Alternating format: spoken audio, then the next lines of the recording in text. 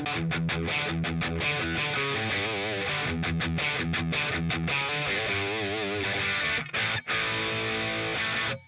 everybody, welcome back. If you've been following the channel closely, you'll know that I recently did a free preset pack based around this Tone Match IR, which is from a vintage Marshall JMP and a Marshall TV cab with greenbacks and a blend between a dynamic and a ribbon mic.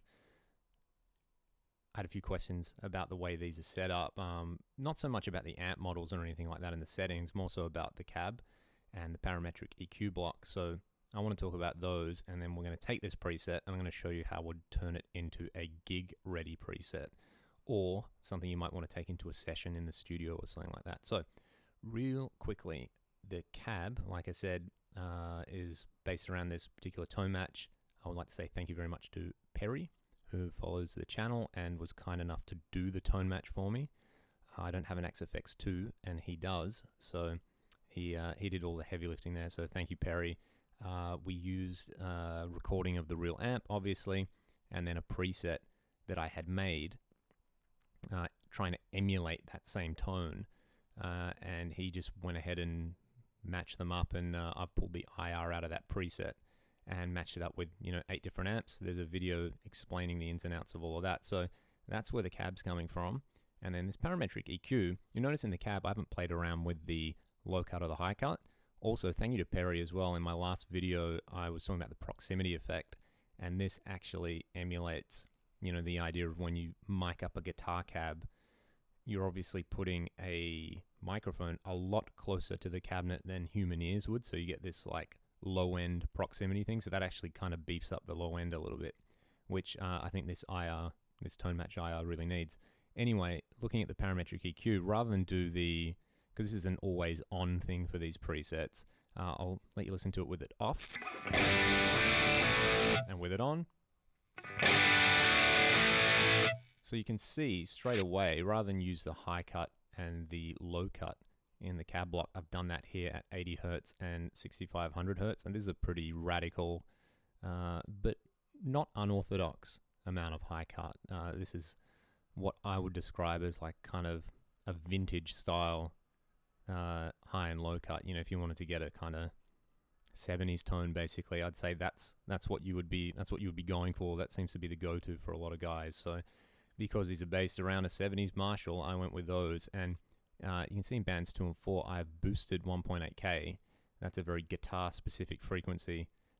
You can move this around if you want to hear it.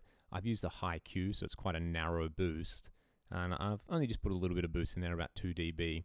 And I've pulled out 3B at about 250 Hertz with the same amount of Q. If I set those to 0, let's have a listen, and then we'll hear it with them back in. So there it is with it.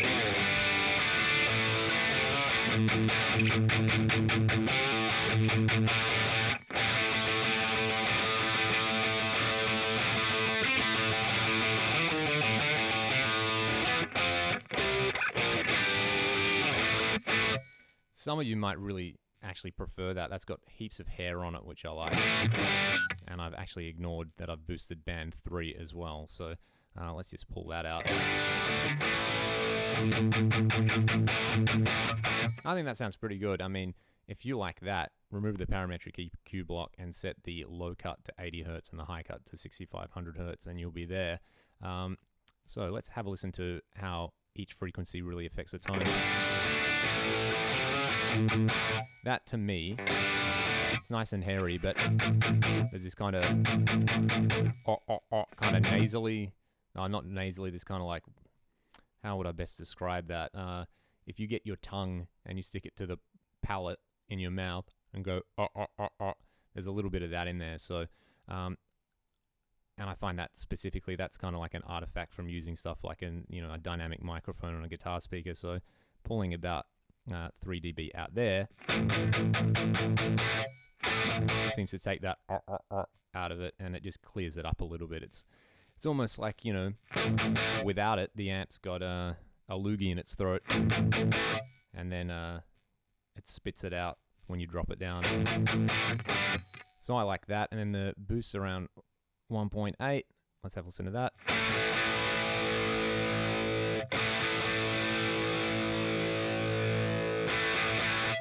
That's a really good frequency to boost if you want this to cut through in a mix. Again, that just kind of moves that like up considerably higher, and it makes it sound clearer. I like it. And then the 3K boost.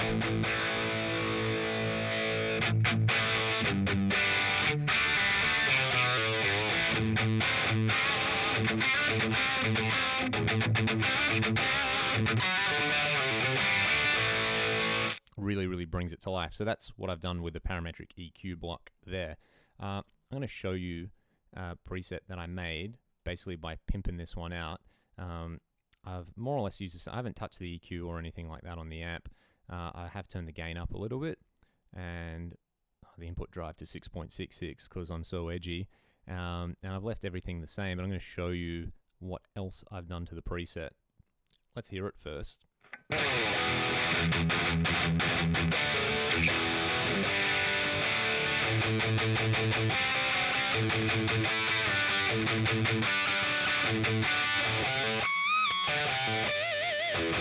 So that drive boost there is really sending it over the edge. That's a super overdrive. Drive on 0, tone on 6, and level all the way up. Without it, you can hear it. And with it,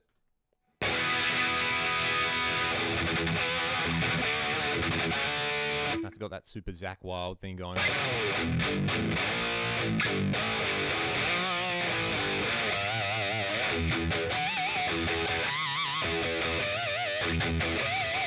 You want your pinch harmonics to pop, that is a really good boost there. I've lowered the low cut just a little bit so it doesn't rip all the balls out of the sound. And you'll see here I've got a volume pedal hooked up and I've got a wah pedal hooked up. They're the same settings I use in my main rig.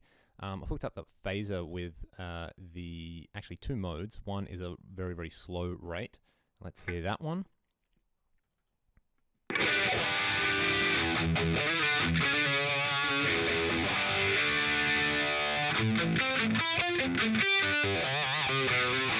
Which gives you that brown sound thing. And then I've got another parametric EQ block acting just as a very subtle boost, boosting the overall level by 1.5 dB and boosting 2K, pushing it just a little bit. So we're really emphasizing that mid hump. And then the last thing I've got here is a delay, just a 2290 delay set to a quarter note of whatever the tempo is. And I've organized all of this into a couple of scenes. Scene one, as you can hear, is just a rhythm sound. My sort of like late 80s, early 90s, inspired Marshall tone. That's what I'm going for here.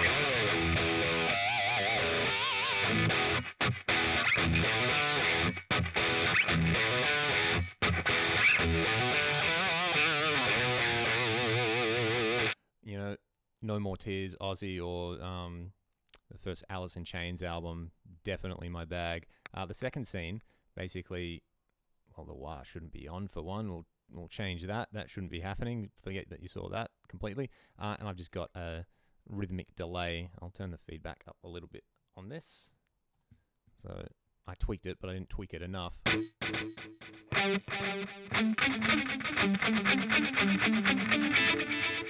And, if you watch the other video about my main rig setup, I'm basically just using exactly the same delay there.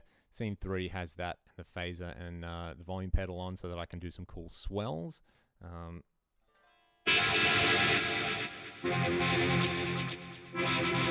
that is with a faster rate on the phaser just for that.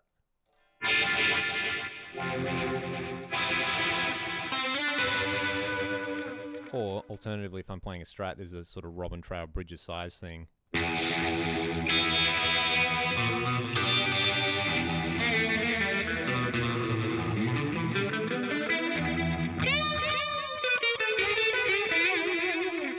I think that's pretty hip, and 4 just kicks in that solo boost back to my lead delay, and I've got a different drive here. I've got the Fractal Audio Systems boost just for something different.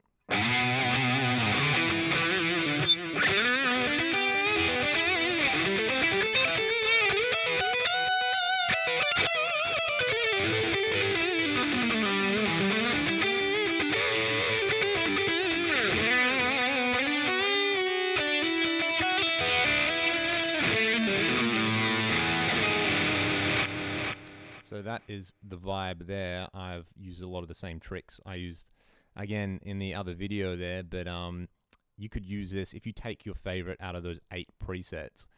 You could use a very similar approach and, you know, get a tone completely to your liking with whatever effects you want, whatever you would use for a gig, and you're just using this core of the amp, the cab, and the parametric EQ. You know, adjust the gain, adjust sort of the EQ to suit your guitar, and you've got a pretty killer basis for building a rig in your Fractal Audio Systems X8. There we go, that's a vid. As always, please subscribe, tell your mates, share it around, and I will see you guys very soon.